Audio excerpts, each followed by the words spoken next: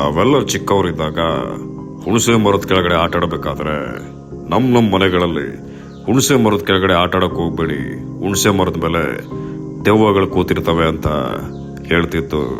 ನಿಮ್ಮೆಲ್ರಿಗೂ ನೆನಪಿರುತ್ತೆ. ಇದೇ ಹುಣಸೆ ಮರದ ಕೆಳಗಡೆ ನನಗೂ ಮತ್ತೆ ನನ್ನ ಫ್ರೆಂಡ್ಸ್ಗೂ ಆದಂತ ಭಯಾನಕ ಎಕ್ಸ್ಪೀರಿಯನ್ಸ್ನ ಇವತ್ತು ನಾನು ನಿಮ್ಮೊಟ್ಟಿಗೆ ಶೇರ್ ಮಾಡ್ತಾ ಇದ್ದೀನಿ. ನಾನು ಓದ್ತಿದ್ದ ಡಿಗ್ರಿ ಕಾಲೇಜ್ ಮುಂದೆ ಒಂದು ತುಂಬಾ ದೊಡ್ಡದಾದ ಒಂದು ಹುಣಸೆ ಮರ ಇದೆ. ನಂದೊಂದು ಫ್ರೆಂಡ್ ಗ್ಯಾಂಗ್ ಇದೆ. ಆ ಗ್ಯಾಂಗ್ ಅಲ್ಲಿ ನಾವೆಲ್ಲ ಆಲ್ಮೋಸ್ಟ್ ಒಂದು 6-7 ಜನ ಇದ್ದೀವಿ. ಪ್ರತಿ ರಾತ್ರಿ 10 ಗಂಟೆಗೆ ಸರಿಯಾಗಿ ನಾವೆಲ್ಲ ನಮ್ಮ ಕಾಲೇಜ್ ಮುಂದೆ ಬಂದು ಹರಟೆ ಹೊಡ್ಕೊಂಡು ಕೂತ್ಕೊಂಡು ಟೈಮ್ ಪಾಸ್ ಮಾಡ್ಕೊಂಡು ದಮ್ ಹೊಡ್ಕೊಂಡು ಮನೆಗೆ ಹೋಗ್ತಿದ್ವಿ. ಹೀಗೆ ಪ್ರತಿ ದಿವಸ ನಡೀತಿರ್ಬೇಕಾದ್ರೆ ಒಂದು ದಿವಸ ನನಗೆ ಆ ಹುಣಸೆ ಮರ ನೋಡಿ ಒಂದು ಥಾಟ್ ಬರುತ್ತೆ. ನನ್ನ ಫ್ರೆಂಡ್ಸ್ಗಳನ್ನ ಕೇಳ್ತೀನಿ, ಮಚ್ಚ ಈ ಹುಣಸೆ ಮರದ ಮೇಲೆ ದೆವ್ವಗಳಿದೆ ಅಂತ ಹೇಳ್ತಾರಲ್ಲ, ನಿಜಾನ ಅಂತ. ಅದಕ್ಕೆ ನನ್ನ ಫ್ರೆಂಡ್ ಒಬ್ಬ, ಹೂ ಮಚ್ಚ, ಹುಣಸೆ ಮರದ ಮೇಲೆ ದೆವ್ವಗಳು ಕೂತ್ಕೊಳ್ಳೋದು ನಿಜ ಅಂತ ಹೇಳ್ತಾನೆ. ಅದಕ್ಕೆ ನಾನು ಕಾಮಿಡಿ ಮಾಡ್ತಾ, ನಾವು ಪ್ರತಿ ರಾತ್ರಿ ಬಂದು ಇಲ್ಲೇ ಕೂತ್ಕೋತೀವಿ, ಒಂದು ದಿವಸ ನಮ್ಮ ಕಣ್ಣಿಗೆ ಕಾಣಿಸ್ತಾ ಇಲ್ವಲ್ಲ ಮಚ್ಚ ಅಂತ ಕೇಳ್ತೀನಿ. ಅದಕ್ಕೆ ಅವನು ಹೇಳ್ತಾನೆ, ಮಚ್ಚ ದೆವ್ವಗಳಿಗೂ ಒಂದು ಟೈಮಿಂಗ್ ಅಂತ ಇದೆ, ಅದು ಕಾಣಿಸ್ಕೊಳ್ಳೋದು ಅಮಾವಾಸ್ಯೆ ದಿವಸ ಮಧ್ಯರಾತ್ರಿ 2 ಗಂಟೆಗೆ ಮಾತ್ರ ಅಂತ ಹೇಳ್ತಾನೆ. ಅವನು ಹೇಳಿದ ಈ ಮಾತನ್ನ ಕೇಳಿಸ್ಕೊಂಡು ನಾನು ನನ್ನ ಫ್ರೆಂಡ್ಸು ಜೋರಾಗಿ ನಗಾಡಕ್ ಶುರು ಮಾಡಿದ್ವಿ. ಅದಕ್ಕೆ ನಾನು ಹೇಳ್ತೀನಿ, ಸರಿ ಮಚ್ಚ, ನಾಳೆ ಅಮಾವಾಸ್ಯೆ, ನಾಳೆ ಸರಿಯಾಗಿ ಕರೆಕ್ಟಾಗಿ ಮಧ್ಯರಾತ್ರಿ 2 ಗಂಟೆಗೆ ನಾವೆಲ್ಲ ಈ ಮರದ ಕೆಳಗಡೆ ನಿಂತಿರ್ಬೇಕು ಅಂತ ಹೇಳ್ತೇನೆ.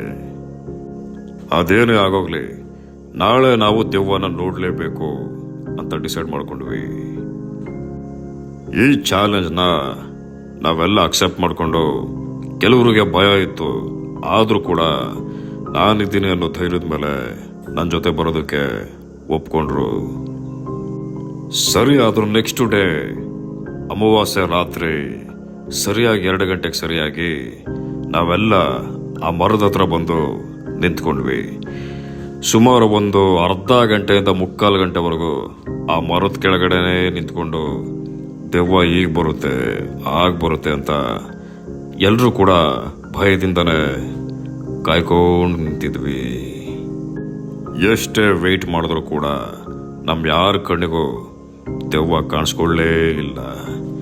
ಹೀಗೆ ಕಾಮಿಡಿ ಮಾಡ್ತಾ, ಯಾವ ದೆವ್ವನೂ ಇಲ್ಲ, ಭೂತನೂ ಇಲ್ಲ, ಈ ನನ್ನ ಮಗ ಬರೀ ನಮಗೆ ಕಚ್ಚಿಸ್ತಾವನೆ ಅಂತ ಅವನ ರೇಗಾಡಿಸ್ಕೊಂಡು ಹೀಗೆ ನಿಂತಿರ್ಬೇಕಾದ್ರೆ ಸಡನ್ಲಿ ಏನಾಯ್ತು ಅಂತ ಗೊತ್ತಿಲ್ಲ, ಮರದ ಮೇಲ್ಗಡೆಯಿಂದ ಮರದ ಎಲೆಗಳೆಲ್ಲ ನಮ್ಮ ತಲೆ ಮೇಲೆ ಬೀಳೋದಕ್ಕೆ ಶುರು ಆಯ್ತು. ನಾವು ಅನ್ಕೊಂಡ್ವಿ ಯಾವುದೋ ಗಾಳಿ ಇರಬೇಕು, ಗಾಳಿಯಿಂದ ಮರದ ಎಲೆಗಳು ಬೀಳ್ತಾ ಇರಬೇಕು ಅಂತ ಜಾಸ್ತಿ ತಲೆ ಕೆಡಿಸ್ಕೊಳ್ಳಿಲ್ಲ. ಹೀಗೆ ನಿಂತಿರ್ಬೇಕಾದ್ರೆ ಮತ್ತೆ ಮರದ ಮೇಲ್ಗಡೆಯಿಂದ ವಿಚಿತ್ರವಾದ ಶಬ್ದ ಬರೋದಕ್ಕೆ ಶುರು ಆಯಿತು. ಆಗ ಲೈಟಾಗಿ ನಮ್ಮೆಲ್ರಿಗೂ ಭಯ ಸ್ಟಾರ್ಟ್ ಆಯಿತು. ನಾವೆಲ್ಲ ಅದೇನು ಸೌಂಡು ಅಂತ ತಲೆ ಎತ್ತಿ ಮೇಲೆ ನೋಡಿದಾಗ ಒಂದು ಭಯಾನಕ ಕಪ್ಪು ಬಣ್ಣದ ಆಕೃತಿ ನಮ್ಮನ್ನೇ ನೋಡ್ತಾ ಮರದ ಮೇಲೆ ಕೂತಿರೋದು ನಮಗೆ ಕಾಣಿಸುತ್ತೆ. ಆ ದೃಶ್ಯ ನೋಡಿ ಎಲ್ರಿಗೂ ಒಂದು ಕ್ಷಣ ಹೃದಯನೇ ನಿಂತಂಗಾಗೋಗುತ್ತೆ. ಅಲ್ಲಿಂದ ಒಂದೇ ಸಮನ ಎದ್ನೋ ಬಿದ್ನೋ ಅಂತ ನಾನು ನನ್ನ ಫ್ರೆಂಡ್ಸ್ಗಳು ಓಡೋದಕ್ಕೆ ಶುರು ಮಾಡ್ತೀವಿ. ನಾವೆಲ್ಲ ಎಲ್ಲಿವರೆಗೂ ಓಡೋದಕ್ಕೆ ಶುರು ಮಾಡಿದ್ವಿ ಅಂದ್ರೆ ಸುಮಾರು ಒಂದು ಅರ್ಧ ಕಿಲೋಮೀಟರ್ ದೂರದವರೆಗೂ ಒಂದೇ ಸಮನೆ ಓಡಿದ್ದೀವಿ.